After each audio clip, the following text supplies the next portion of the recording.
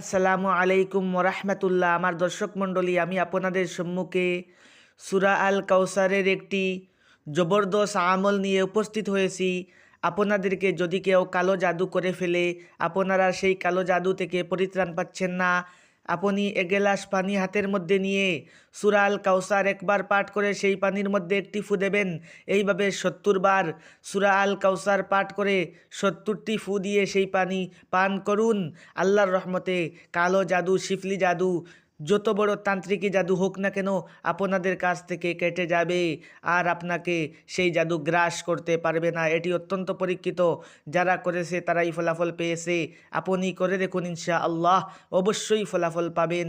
আর ভিডিওটি ভালো লাগলে লাইক করবেন, কমেন্ট করবেন আর অন্যের কাছে শেয়ার করে ছড়িয়ে দেবেন যাতে তারা উপকৃত হয়। আসসালামু আলাইকুম ওয়া রাহমাতুল্লাহ।